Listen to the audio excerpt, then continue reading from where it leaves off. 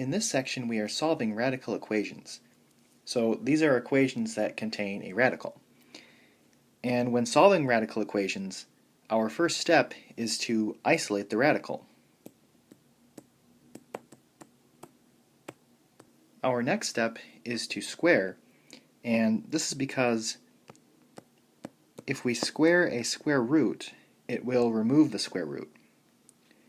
Now, we must always check our answers in the original equation for false or extraneous solutions. So when you plug in these false answers, the two sides of the equation do not equal each other. So you can either check your answers by hand, or you can use the calculator table. So you see that there's some directions here on how to use the calculator table, but I'll talk about these when we get to the end of the first question. So for number 1, my first step is to isolate the radical. Meaning I want this to be on one side by itself.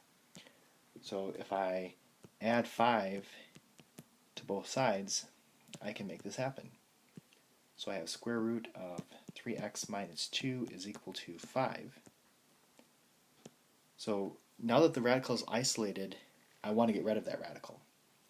And I can get rid of a square root if I square it. So I want to square that side, and then to keep this legal, I need to square the other side. So squaring a square root gets rid of it, and I'm just left with what's on the inside, or a 3x minus 2.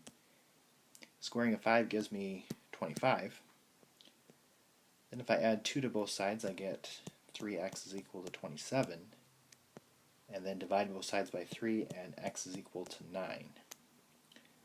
So I need to check this first. And I'm going to check it with the table on the calculator. So if you go to your calculator, we need to make sure it's in the right mode. So you should only really have to do this once. You should press second and then window to get to table settings.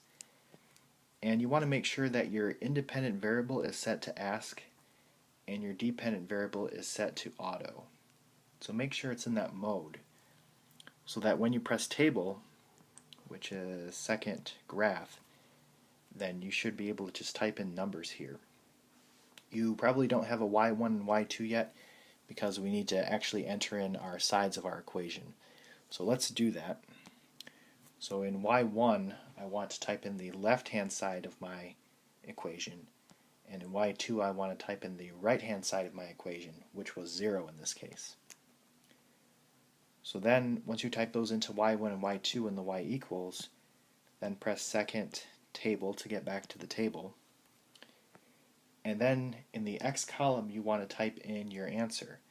So I typed in 9, and if y1 and y2, if these two columns read the same thing, then that means that this answer is correct.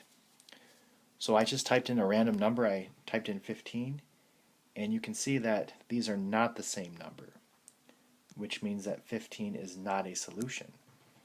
So these two columns need to be the same, and that means that 9 is a solution. So I'm going to go back, and I can circle 9 is indeed my solution.